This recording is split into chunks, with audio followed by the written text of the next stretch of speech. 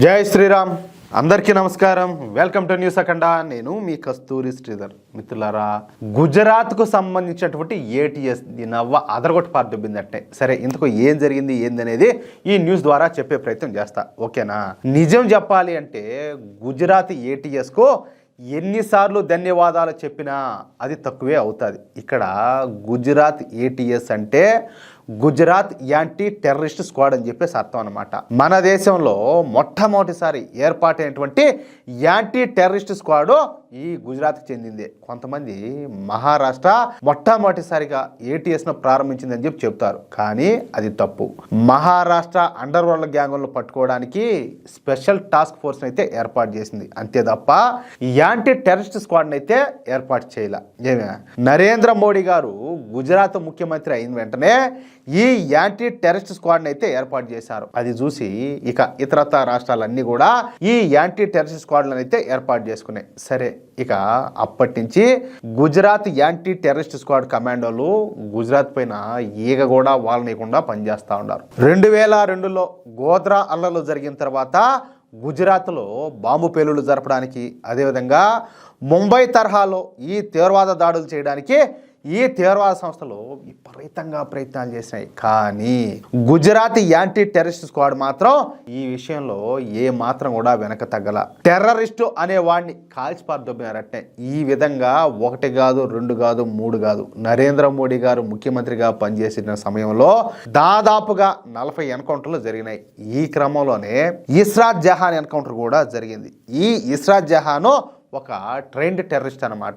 ఈమెను నేరుగా అప్పటి గుజరాత్ ముఖ్యమంత్రి అటువంటి మన నరేంద్ర మోడీ గారిని చంపడానికి ఏర్పాటు చేశారు. చూడండి, ఈమె AK-47 గన్తో మరో 3 తీవ్రవాదులతో కలిసి ప్రయాణం చేస్తూ ఉంటే ఈ గుజరాత్కు సంబంధించినటువంటి యాంటీ టెర్రరిస్ట్ స్క్వాడ్ పోలీసులు ఆ 4గురిని కూడా అక్కడికక్కడే కుక్కలు కాల్చినట్టు ఎన్కౌంటర్ చేసి పారదొబ్బినారు. కానీ అప్పుడు కేంద్రంలో ఉన్నటువంటి కాంగ్రెస్ ప్రభుత్వం మాత్రం కరుడుగట్టిన మతపిచ్చి తీవ్రవాది అయినటువంటి ఇస్రాత్ జహాన్ను అమాయకురాలని, ఆమె డిగ్రీ చదువుతుందని, చనిపోయిన వాళ్ళంతా కూడా టెర్రరిస్టులు కాదని, వాళ్ళంతా కూడా రీసెర్చ్ స్కాలర్స్ అని చెప్పి ఈ దొంగ కేసులన్నీ కూడా బనాయించి అప్పటి గుజరాత్ మోడీ ప్రభుత్వాన్ని తీవ్ర ఇబ్బందుల పాలు చేశారు. వాళ్ళంట అమాయకులంట, ఆమంట డిగ్రీ స్టూడెంట్ అంట, వాళ్ళంతా కూడా రీసెర్చ్ స్కాలర్స్ అంట.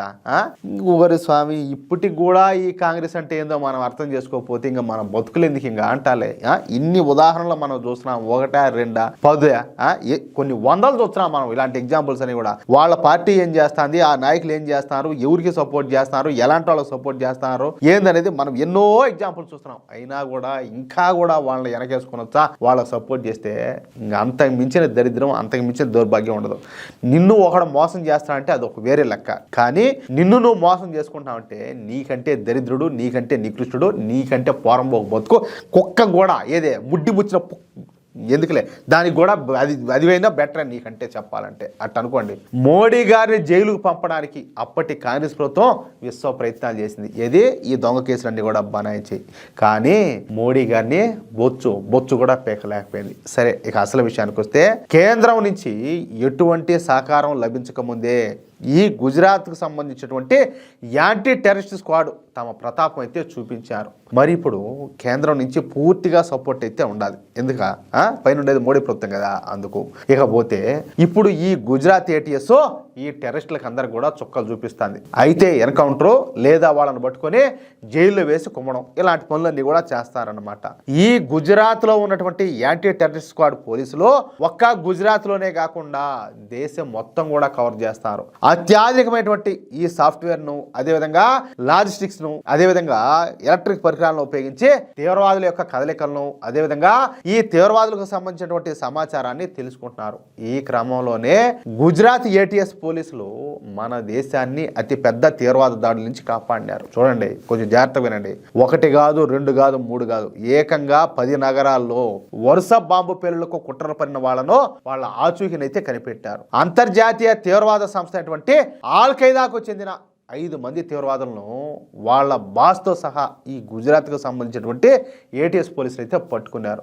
ఆ 5 మంది పేర్లు వచ్చేసి మహమ్మద్ ఫర్దీన్, సేఫుల్లా ఖురేషి, అదేవిధంగా జీషన్ అలీ, అదేవిధంగా మహమ్మద్ ఫైకల్ అనమాట. ఇక వీళ్ళ బాస్ పేరు వచ్చేసి షామా పర్వీన్. చూడండి, ఈ షామా పర్వీన్ అంటే ఒక ముస్లిం మహిళ అనమాట, ఒక ఆడామ. ఎవరో వీళ్ళకి బాసు ఒక ఆడామ. దాన్ని బట్టి మీరు అర్థం చేసుకోండి. ఇక్కడ పిల్లైనా పెడతైనా ఆడైనా మోగైనా తోకైనా తోలైనా ఏదైనా కూడా ప్రమాదమే. అది మీరు నేను బాగా అర్థం చేసుకోవాలా. ఇకపోతే ఈ షామా పర్వీన్ వయసు ఎంతనో తెలుసా? 30 సంవత్సరాలు మాత్రమే. సాఫ్ట్వేర్ ఇంజనీర్ అయినటువంటి ఈ షామా పర్వీన్ మత పిచ్చితో ఆల్-ఖైదాతో సంబంధాలు అయితే పెట్టుకునేది. ఇక అతి తక్కువ టైంలోనే AQISకో బాస్గా మారిపోయింది.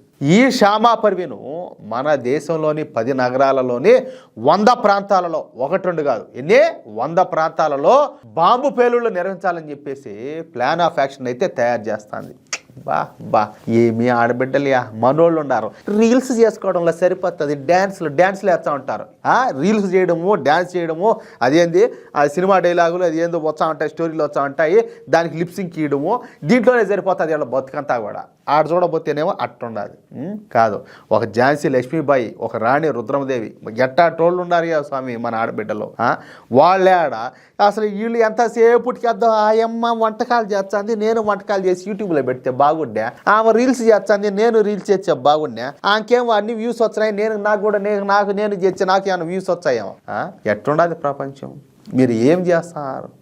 ఏం ఆలోచన చేస్తున్నారు? ఏ దోవను మీరు ప్రయాణం చేస్తున్నారు? ఇదేనా మీరు కోరుకునే భవిష్యత్తు? ఇదేనా అంటలే. కనీసం మీ వల్ల దేశానికి, సనాతన ధర్మానికి కనీసం కించిత్తైనా ఏదైనా ప్రయోజనం ఉండదా? కనీసం కట్టుబుట్టైనా సక్రంగా కాలబెట్టుకొని ఏదైనా చేస్తానంటే అది కూడా ఏలా సగం గొడ్డలు వేసుకునేది, ఎరబోసుకునేది, నమ్మ నా కొడుకు ఇంత బొడు గోల్డ్ని పెంచుకునేది.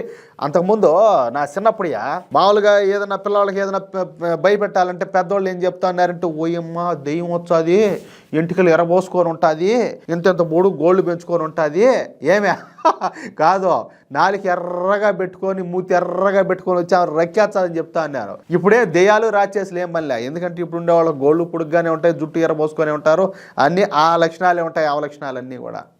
ఎట్టబోతుంది దేశము? మనం ఏం చేస్తున్నాము? దేశానికి కనీసం ఎంత మాత్రం మనం ఉపయోగపడుతున్నాము? కొంచెమన్నా ఆలోచనలే. సరే, ఇంట్లో ఉండేవాళ్ళు పెద్దోళ్ళు అయినా కానీ, నాయనా బిడ్డ ఇది మనం చేయాలా, ఇది చేయకూడదు అనేది ఇదైనా చెప్పాలి కదా. వాళ్ళ సరైన మార్గంలో మనం నడిపించాలి కదా. మనం ఏం చేస్తున్నాం అసలు?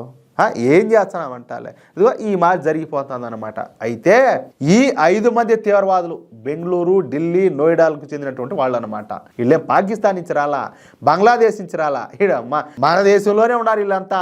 మనం ఊరికి అనుకుంటాం అంతా మనోళ్ళేనో, టేమ్ బాయ్ అని. టేమ్ బాయ్లా ఇంకొకటి ఇలా వాళ్ళు మనం చేసేదానికే వాళ్ళు రెడీగా ఉండారనమాట. చెప్పినా కదా, ఆడ మొగ పిల్ల పెతక తేడా ఏమిలే, మనల్ని మెంగబెట్టేదానికే వాళ్ళు సిద్ధంగా ఉన్నారు. అయినప్పటికీ కూడా ఈ గుజరాత్ ATS పోలీసులు ఎలా కనిపెట్టారో కానీ కనిపెట్టేశారయ్యా. కనిపెట్టడమే కాకుండా సీక్రెట్ ఆపరేషన్ నిర్వహించి ఈ 5 మందిని విజయవంతంగా పట్టుకోగలిగినారు. ఇక వీళ్ళ తాట తీసి వీళ్ళ వెనక ఎవరున్నారు, వీళ్ళకి ఎవరు ఫండింగ్ చేస్తున్నారు, ఏ మార్గంలో ఫండింగ్ చేస్తున్నారు, ఎవరు వీళ్ళకు ఆయుధాలను మందుగుండును అందిస్తున్నారన్న విషయాలను కక్కిస్తున్నారన్నమాట. మనం ఇప్పటి వరకు మగవారినే జిహాదీలు అని చెప్పనుకున్నాం, కానీ ఆడవాళ్ళలో కూడా జిహాదీలు ఉన్నారని చెప్పేసి ఈ షామా పర్వీన్ అయితే నిరూపించింది. ఇక ఈ దరిద్రపు మొండ తన జీవితంలో జైలు నుంచి బయటికి రాలేదు, అది విషయం. ఇక్కడ మీకు ఇంకో క్లారిటీ ఇస్తా. ఇప్పుడు ఈ లవ్ జిహాద్ కేసులన్నీ కూడా నడుస్తూ ఉంటాయి కదా.